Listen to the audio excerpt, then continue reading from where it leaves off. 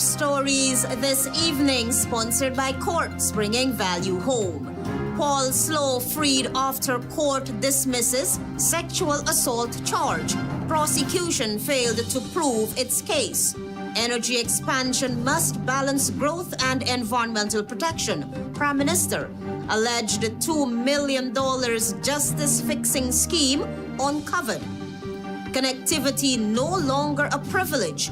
One Communications Guyana to invest $25 million to improve service delivery. And in sport, Nigel London, newly elected president of the Guyana Cycling Federation. HGP Nightly News begins now.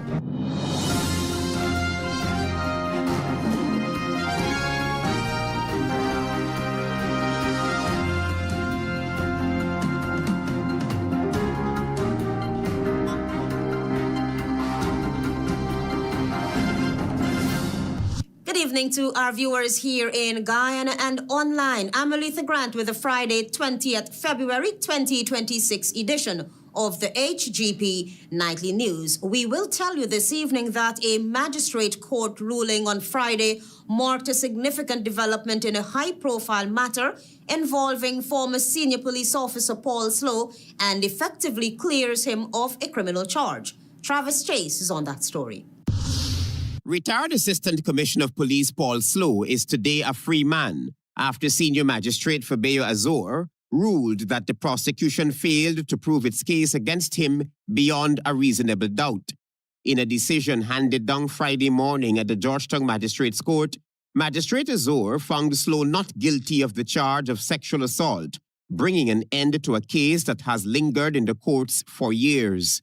Delivering her ruling, the magistrate indicated that she could not rely on the prosecution's evidence, stating that the prosecution failed miserably to prove its case beyond a reasonable doubt, and as such, she could not find Mr. Slowe guilty.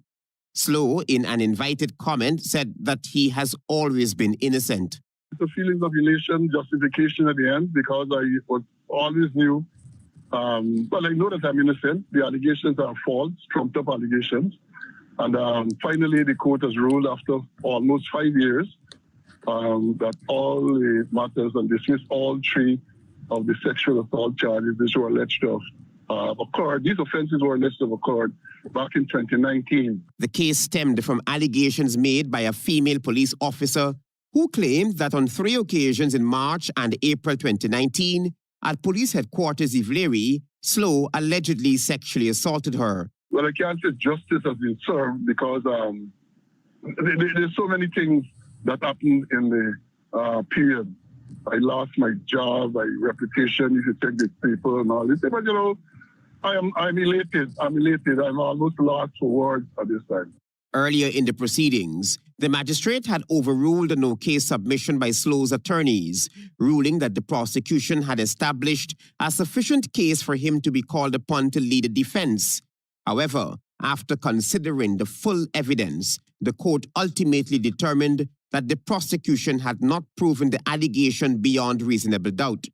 I take it that your next step would be to file a suit against the state. Well, I'll be have to be guided by my attorneys. You know, I have a discussion with my attorneys and they will advise me on the way forward. Slowe was represented by attorneys Dexter Todd and Don Cush. Shortly after the ruling, the police indicated that they intended to appeal the magistrate's decision. Travis Chase, HGP Nightly News. Guyana's expanding energy sector will be guided by sustainability and environmental responsibility, Prime Minister Mark Phillips says, as he outlined major investments aimed at securing reliable, affordable power while protecting the country's natural heritage. Find out more from Tiano Cole. Addressing the Guyana Energy Conference and Supply Chain Expo under the theme Building Tomorrow's Future Today, Prime Minister Phillips emphasized that Guyana's energy transition must carefully balance development needs with environmental stewardship.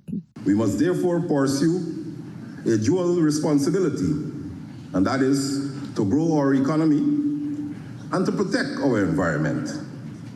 Our approach is therefore grounded in balance. Guyana is currently experiencing rapid economic transformation, supported in part by the development of our oil and gas sector. The Prime Minister said this approach is anchored in the government's Low-Carbon Development Strategy 2030, which prioritizes renewable energy expansion, modernization of power infrastructure, and climate resilience. Since August 2020, more than 186 megawatts of new generating capacity have been added to the national grid. Through the Low-Carbon Development Strategy 2030, the government of Guyana is committed to creating an energy system that is diverse, resilient, and environmentally responsible. The cornerstones of our energy transition are the expansion of renewable energy, the modernization of our power infrastructure, and the building of resilience against climate change. Looking ahead, Prime Minister Phillips disclosed that $119.4 billion has been allocated in the 2026 budget to advance Guyana's energy agenda. Central to this is a gas-to-energy project, which includes 2 natural gas-fired plants totaling 600 megawatts, with the first 300-megawatt facility expected to be commissioned by the end of this year. He also pointed to major investments in hydropower, solar, wind, and biomass, including 100 megawatts of new solar power, the 165-megawatt Amila Falls hydropower project, 10 additional solar mini-grids to benefit 6,200 households, and upgraded distribution networks for inland and riverine communities.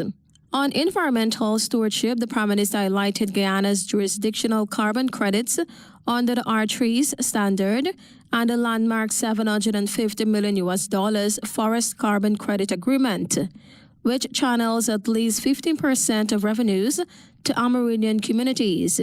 He added that education and workforce development through the University of Guyana and the Gold Platform will prepare the next generation of engineers, technicians, and policy experts to lead a clean energy transition. The private sector plays a critical role in driving innovation and scaling solutions. We welcome responsible investment that aligns with our national priorities and supports sustainable development. We believe in partnerships that are transparent, mutually beneficial, and grounded in long-term vision. Tiana Ko reporting for the HGP Nightly News. Attorney General and Minister of Legal Affairs Anil Nandlal says strong laws and legal certainty remain the backbone of Guyana's fast-growing energy sector as government moves to modernize regulations to keep pace with the industry's expansion. Here again is Tiana Ko. Attorney General and Minister of Legal Affairs Anil Nandlal on Thursday told delegates at the Guyana Energy Conference and Supply Chain Expo that the rule of law is central to sustaining confidence and investment in Guyana's rapidly expanding energy sector. Speaking at the Guyana Marriott Hotel, Nandlal said the government is focused on building a strong, modern, and attractive regulatory framework to support long-term growth. We have in draft a comprehensive, solid, and of course liquid waste management bill that will embrace the oil and gas sector. We have also an oil and gas corporation bill that will deal with the downstream activities of natural gas when, as you know, we are building that capability. We have a gas to shore project that is being completed, hopefully by the end of this year. The Attorney General noted that when the government assumed office in August 2020, Guyana's oil and gas sector lacked a modern legal framework and was governed largely by the outdated Petroleum Exploration and Production Act of 1986. He said that gap was addressed within the first year, with the passage of 2 key pieces of legislation, the Natural Resource Fund Act 2021 and the Local Content Act 2021. The Act allows for adjustment over time as local capabilities are built. This sliding scale ensures that requirements can be strengthened progressively as Guyanese businesses expand, workers trained, and infrastructure improves. Nandla stressed that Guyana's legislative reform agenda goes beyond oil and gas. With commercial activity surging, he said the Companies Act is now undergoing a comprehensive overhaul to modernize corporate governance and align it with the country's transformed economy. In 2025 alone, 36,251 new businesses were registered in Guyana. 36,251 new businesses. When you divide that, I came up with an average of 3,021 new businesses registered per month, an average of 755 businesses registered per week. The Attorney General said Guyana's rapid transformation, often compared internationally to the swift rise of Gulf economies, has been anchored in legally certainty and strong institutions. None of it would have been possible without the rule of law and a strong regulatory framework grounded in law. Tiana Cole reporting for the HGP Nightly News. 2 men have landed themselves in police custody as lawmen probe a $2 million justice fixing scheme. Travis Chase reports. Ranks of the Criminal Investigations Department are preparing to file charges against 2 men after a brazen attempt to manipulate the justice system, which was uncovered following a targeted operation by the Customs Anti-Narcotics Unit on Wednesday, February 18. Nightly News understands that Kanu investigators, acting on intelligence of an alleged effort to pervert the course of justice, arrested Ekwenzi Victor Philemon Langhorne and Roger De Freitas in connection with a reported $2 million scheme. Langhorne, who was recently released from prison after serving a 3-year sentence for forgery and fraud, posed as a Kanu officer and solicited $2 million from De Freitas. The money was reportedly sought under the false claim that it could be used to influence the outcome of De Freitas' pending court matter through senior officials within the Customs Anti-Narcotics Unit. Sources indicate that this was not the case of deception alone. Investigators suggest De Freitas was fully aware that the proposed arrangement was unlawful and actively participated in the scheme. The operation effectively dismantled an attempt to undermine the integrity of the ongoing legal proceedings. Both men are now in police custody at the Criminal Investigations Department as investigators continue to probe the extent of the alleged conspiracy. Travis Chase, HGP Nightly News. Stay tuned, we have more news for you.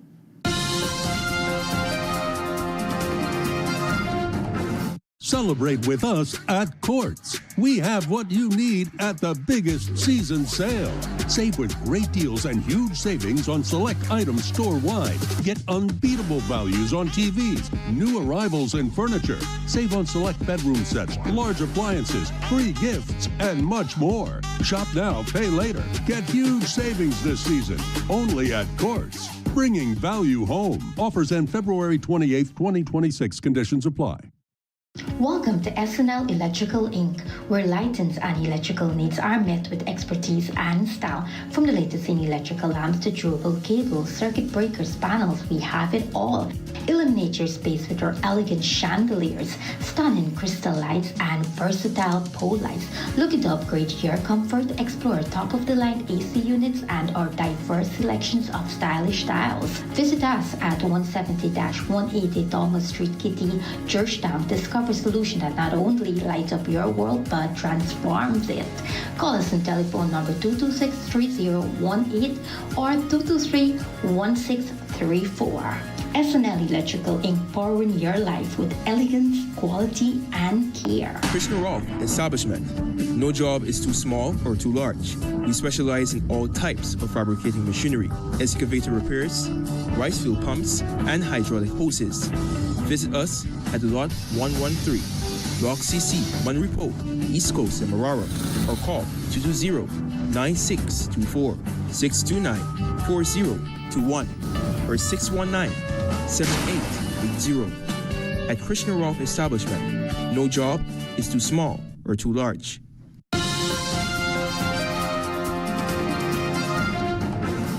Welcome back with the HGP Nightly News. One Communications Guyana Inc. will invest $25 million in 2026 to expand fiber connectivity, strengthen mobile capacity, and enhance network resilience. Chief Executive Officer Abraham Smith made the announcement at the just concluded Guyana Energy Conference and Supply Chain Expo. Marvin Cato reports. Addressing delegates at the Energy Expo and Conference under the theme Building Guyana's Future Today, One Communications Chief Executive Officer Abraham Smith positioned the telecommunications infrastructure as a critical enabler of the country's rapid economic expansion, particularly across the energy and industrial sectors. He reminded that real-time communication once supported operations. Today, it powers them. As Guyana grows, Smith reminded that the company's responsibility as an essential infrastructure provider is to invest ahead of demand and build systems that allow businesses and communities to scale with confidence. Over the past 15 years, we've invested more than $250 million in network development, including $100 million in our fiber network alone in the past few years. In 2026, we will invest an additional $25 million into domestic fiber, into strengthening our mobile coverage, and building at the capacity required for a country moving at this pace. He reminded that the additional investment in 2026 will focus on expanding fiber into emerging economic corridors, strengthening subsea and terrestrial capacity, and improving redundancy for mission-critical operations. Smith highlighted the Wales corridor, home to Guyana's gas-to-energy development, as an example of how digital infrastructure must move alongside national projects. When energy flows inland, as we see in Wales with the gas-to-energy development, digital infrastructure must move with it, often ahead of it. So we are investing ahead of demand, much like the port went before the bridge. The company has expanded fiber connectivity across surrounding communities. LTE coverage is active, with additional mobile sites planned this year to support increasing traffic and industrial demand. One Communications fiber network now serves more than 180,000 homes and businesses nationwide, with approximately 79% of the footprint located outside central Georgetown. He reminded that expansion priorities for 2026 include Linden, Perica, the East Coast Corridor, and Berbice. He also highlighted continued upgrades to the company's mobile wallet platform, MMG, expanding digital payments and financial services to support greater participation in the digital economy. Marvin Cato reporting for HGP Nightly News. The Ministry of Education has embarked on decentralizing the University of Guyana's engineering programs to Regions 2 and 6, a strategic move designed to fuel the nation's unprecedented infrastructure boom. Marvin Cato has that story. The Ministry of Education is proactively closing the skills gap to ensure Guyanese are the primary architects of the nation's future by launching civil and mechanical engineering at the Essequibo Technical Institute and the Johns Science Center in Berbice, respectively. During an orientation session for the inaugural Berbice cohort, Education Minister Sonia Parag emphasized that this expansion is rooted in government's commitment to inclusive growth, stating that the administration will continue to expand opportunities. Minister Parag highlighted that the ability for students to study within their respective region removes the heavy financial and geographical barriers that once made higher education a distant dream for many. Reflecting on the shift towards a tuition-free University of Guyana, the minister remarked, quote unquote, "Since the university became free, there have been thousands of loan write-offs worth millions of dollars, and we are going to maintain that in 2026. The decentralization of the engineering program allows students to remain with their families in their communities, avoiding the high costs of rent and food in Georgetown or its surrounding areas." Addressing the rigorous demands of the infrastructure sector, the minister challenged the students to embrace, quote unquote, a competency-based reform that prioritizes practical skills over mere test-taking. As the country builds world-class bridges, roads, and hospitals, she stressed that the workforce must be equally world-class and ready to think outside the box to solve modern challenges. It must be noted that engineering is not the only program being decentralized in this first phase of the effort. Minister Parag is also working actively with her colleague, Minister of Health Dr. Frank Anthony, and the UG team to also expand its medical programs to the various regions. These efforts are premised on ensuring inclusivity and equal access to key social services at all levels, especially education. Marvin Cato reporting for HGP Nightly News. The Guyana Energy Conference and Supply Chain Expo, a pivotal event highlighting the nation's burgeoning energy sector, culminated on Friday with a dedicated youth forum. This segment connected young minds with industry leaders to inspire the next generation in energy and natural resources. Antonio Day was there and filed this report. Welcome to Day 4 of the Guyana Energy Conference and Supply Chain Expo, where the country's future leaders engage policymakers on energy developments and policies critical to management of the sector.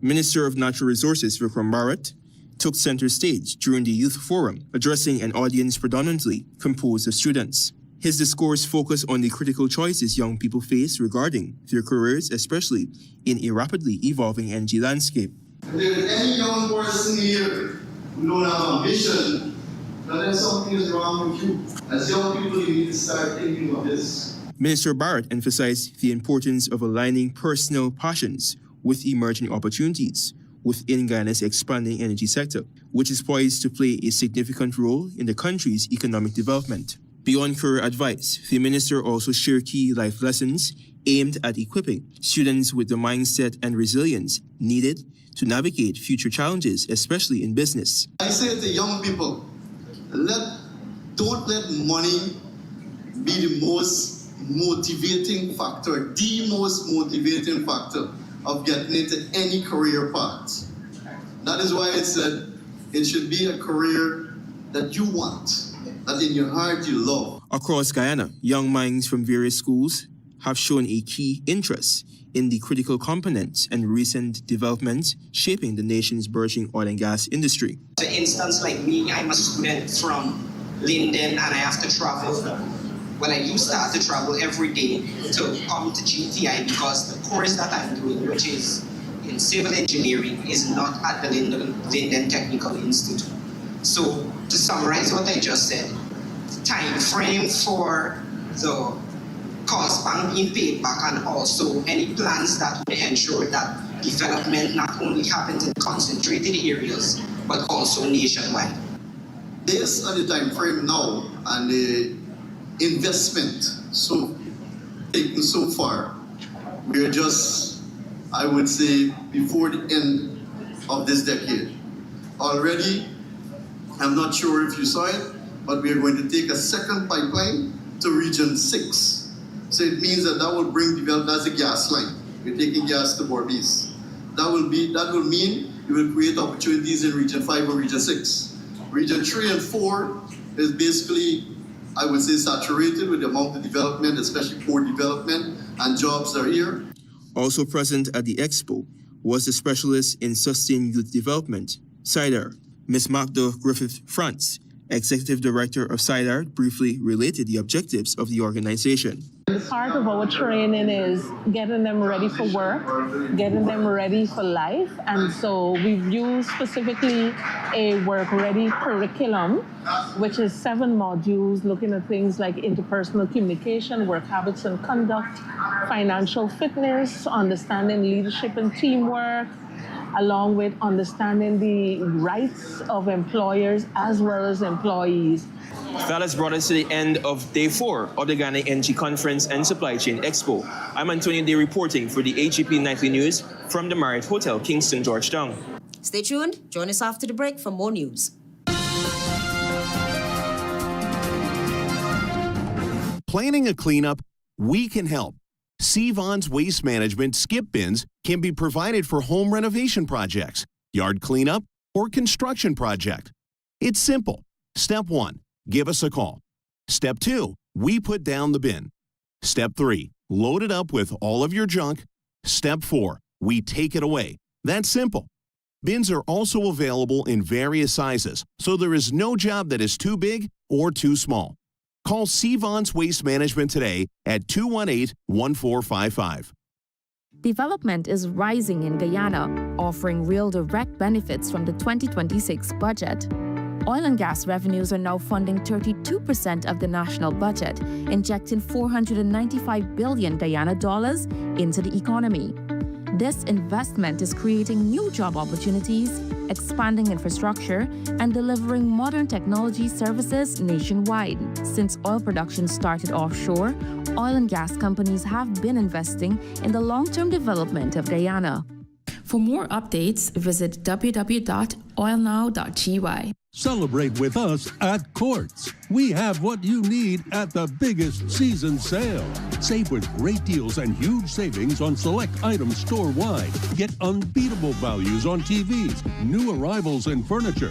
Save on select bedroom sets, large appliances, free gifts, and much more. Shop now, pay later. Get huge savings this season, only at Courts. Bringing value home. Offers end February 28, 2026. Conditions apply.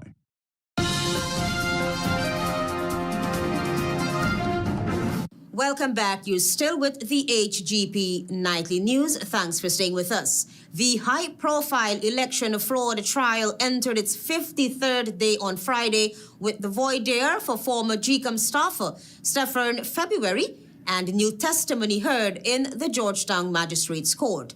Tiana Cole has that story. Day 53 of the election fraud trial resumed on Friday before Acting Chief Magistrate Faith Magusti at the Georgetown Magistrates Court, with the voir dire for former GCOM staffer Stephen February underway. 3 police officers took the stand to give testimony: Lance Corporal Sharon Benjamin, Inspector Jermaine Austin, and Inspector Jermaine Laundrie, all attached to the Criminal Investigation Department, CID. Following their testimonies, the officers were cross-examined by defense attorney U.C. Anderson. The trial is scheduled to continue on September 24. Several individuals remained before the court in connection with the March 2020 general and regional elections. Among those charged are former Region 4 returning officer Clement Mingo, former Chief Elections Officer Keith Lowenfield, and former Deputy Chief Election Officer Roxanne Myers. Also facing charges are former PNCR chairperson Valda Lawrence, PNCR activist Carol Smith Joseph, and GCOM staff members Sheffrin Fabry, Enrique Lifen, Mitchell Miller, and Dennis Bob Cummins. The charges followed investigations into alleged attempts to manipulate the March 2020 election results. In total, the defendants face 19 conspiracy charges related to alleged electoral fraud. The prosecution has stated it intends to call approximately 73 witnesses as the trial progresses. Tiana Cole reporting for the HGP Nightly News. In honor of Black History Month, the Nightly News will feature Dr. Ernestine Adams of the University of Guyana for her research on women's imprisonment in early British Guyana. Antonio sat down for a candid conversation with Dr. Adams about her timely production, slavery, indentureship, and women's labor in early British Guyana's jails. The stories of incarcerated women in colonial Guyana, previously fragmented, are now central in Dr. Estherine Adams' book, Slavery, Indentureship, and Women's Labor, Early British Guyana Jails. Dr. Estherine Adams' new publication details a comprehensive account of African and Indian women's imprisonment and labor under colonial systems and revealing prisons as key labor engines in the colonial economy. In an interview with Nightly News, the University of Guyana academic stated that her book research fully developed the historical arc of women's imprisonment within colonial labor, gender, and punishment debates. We talk about slavery, we talk about indentureship, we talk about immigration, but we don't look at that aspect of the lives of these people, all right? And even when we do think about incarceration, we automatically think about men. For obvious reasons, because in most systems, in most jail systems or prison systems, men far outnumber women. And so we don't think about these few women that are among these many men that are in this system. This publication builds on Dr. Adams's award-winning article, At Work in Hospital or in Gaol, Women in British Guyana's Jails from 1838 to 1917, which revealed the ASLH Edna Ryan Prize for its originality and depth. The head of the Department of History and Caribbean Studies at UG in her publication builds a nuanced narrative through microhistories of women often overlooked in official records. For persons of African descent, this is important. This is important history because one of the things, my most maybe shocking discovery in doing this research is about the seawall. The idea that the Dutch made the seawall in Guyana is an old story, but historians say it is not completely true or backed up by facts, Dr. Adams related. The history of the construction of the Georgetown seawall reveals cultural and technological contributions, and the vital role African laborers is crucial for a comprehensive understanding, the historian elaborated. The seawall, as we know it now, this granite wall that is there, that was built by incarcerated people.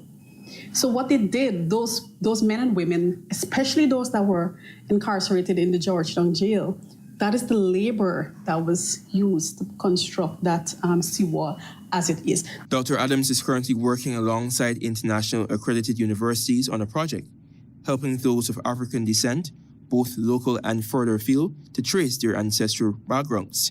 The project is titled Voices in Slavery Archives. For people of African descent in Guyana, it's very, very difficult to trace your ancestry. For all the usual reasons, because the records weren't kept and all of that, and change of names and identity and all of that in the Guyana context. And so what the Voices Project seeks to do is to create a database of what is there. I am Antonio Day reporting for the HGP Nightly News and wishing everyone Black History Month. Stay tuned for regional news.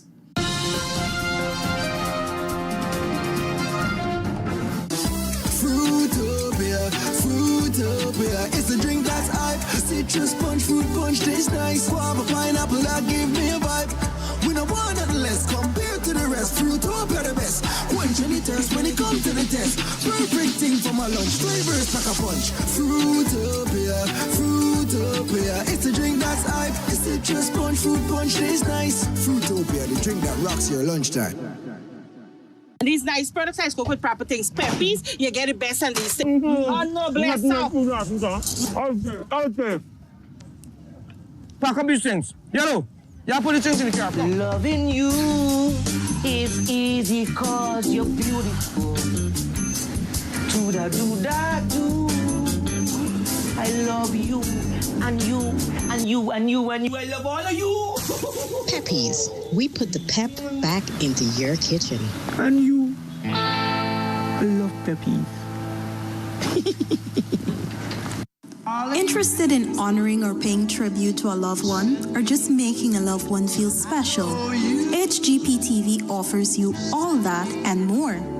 Air your birthday greetings, death announcements, and wedding anniversaries on HGP TV today. HGP TV offers affordable prices, convenience, and great services. Call us on 220-3660 or email us at sales@hgptv.com.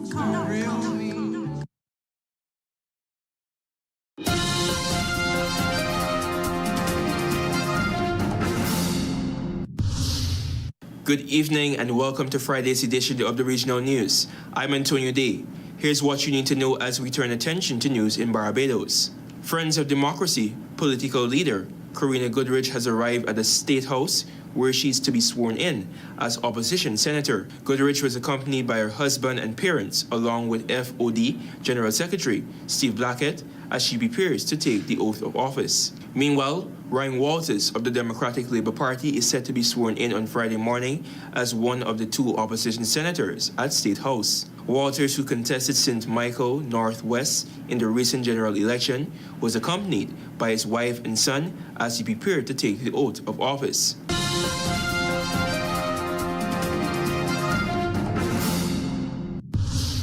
Still with news in Barbados. Amid calls for campaign finance reform following last week's general election, two pundits warned that significant legal, cultural, and practical hurdles could hinder any effort to tighten the rules on political spending. In an interview with Barbados Today, senior law lecturer at the University of the West Indies, Cave Hill campus, Dr. Ronnie Yearwood, said that Barbados does not currently have a comprehensive framework governing campaign financing. Quoting, "In terms of a kind of comprehensive suite of laws for campaign financing, we do not have that," he explained. "The only real law that regulates campaign financing is actually in the Representation of the People Act. If you go to Section 48 in there, there's a limit on the election expenses, but in reality, that is $10 per voter. In a constituency of 10,000 voters, that would translate to a spending cap of $100,000 per candidate. But he questioned whether that figure reflects the true cost of modern campaigning.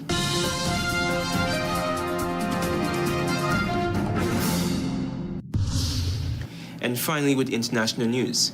A search at Andrew Mountbatten, Windsor's former Berkshire home by the United Kingdom police remains on the way following the former prince's arrest on Thursday. Even though Thames Valley Police have concluded searches at Mountbatten Windsor's home on Sandringham Estate, where he was arrested, the search continues at the Royal Lodge on the Windsor Estate. Mountbatten Windsor was arrested for alleged misconduct, but denies any wrongdoing related to Jeffrey Epstein. The King and Buckingham Palace were reportedly unaware of the arrest beforehand. However, the Home Secretary was alerted about the arrest shortly before Andrew was taken into custody, it is understood. Thames Valley Police deny briefing the Home Office before the arrest, but issue a statement from the National Police Chief's Council to clarify what was done. That has brought us to the end of Friday's edition of the Regional News. I'm Antonio Day. Do have a safe weekend and happy Mashramani to every Guyanese.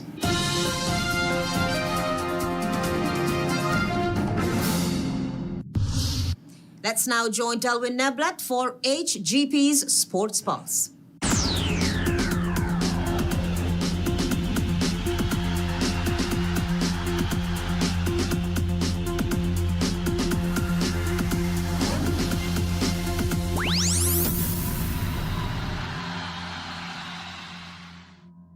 Good evening, Guyana. I'm Delwyn Neblet with your HGP TV Sports Pulse for today, Friday, February 20, 2026. We begin tonight with cycling. Nigel London has been officially elected as the president of the Guyana Cycling Federation following the resignation of former President Horace Burrows at a special meeting aimed at filling executive vacancies. Mark Sinclair was elected as general secretary while William Howard will serve as treasurer. 3 vice presidents, Carlos Mendonca, Lyndon Dowridge, and Hector Edwards were also elected. Walter Grant Stewart has been elected as the racing secretary, while Maria Leung will serve as the assistant treasurer. Melanie Collins will serve as the assistant secretary. Moving into table tennis, action took place in the 2026 annual Mashramani Table Tennis Tournament, hosted by the National Sports Commission and the Guyana Table Tennis Association at the National Gymnasium in Georgetown on Sunday. Shanae Matthews emerged as champion in the novice girls category after defeating Tiandra Hunt 2-1 in the final. Somalia Peters and Shanae Singh finished jointly in third place. In the novice boys category, Stephen David Long claimed victory, winning 2-1 over Damian Motilal, as Levon Williams and Adam Southland finished in third. In the girls 9 and under category, Fabiana John secured victory, winning 2-0 over Tiana Hunt, while Shamalia Peters and Shanae Matthews finished in third. In the boys 9 and under category, Adam Rodriguez secured victory over Jermaine Peroon in second and Miles Monroe in third. Akeem Hall captured the C-Class Open title after defeating Navi Clarkston 3-1 in the final. Caden Musa and Stefan Sankar finished in third. Tournament action continues tonight as matches are currently underway at the National Gymnasium in Georgetown. Into golf, action continues in the 2026 National Top Flight Golf League with the 4th of 8 rounds on Sunday. Commencing at 8 hours at the Luzignan Golf Course on the east coast of Demerara, the tournament is expected to intensify heading into the second half of the league. After 3 rounds of play, Patanjali Prasad maintains the overall lead with 13 points. Brian Hackett currently occupies second place on 12 points as Chad Bowlin sits in third place on 10 points. Moving into football, action took place in the Georgetown Football Association Senior Men's League with two fixtures at the Pleasance Community Center ground on Tuesday. Match number 1 was a narrow 2-1 victory for the Northern Rangers FC over Eastveld FC on the back of goals from Nigel Carter and Marco Trotman. Eastveld's Kwesi Tumblers scored once in a losing effort. In match number 2, Camptown FC secured a thumping 6-1 victory over Pile FC as Anton Williams, Marlon Bethel, Shane Jones and Dion Alfred each netted goals in a winning effort. Finally, in football, action resumes in the Guyana Football Federation's 2026 Elite League Cup with two fixtures at the National Training Center in Providence. Match number 1 featured Ansgrove United FC versus Menedalus FC, while match number 2, commencing at 21 hours, will feature the Western Tigers FC versus the Fruta Conquerors FC. That's it for this edition of the HGP TV Sports Pulse. I'm Delwyn Neblett reminding you to stay in the game.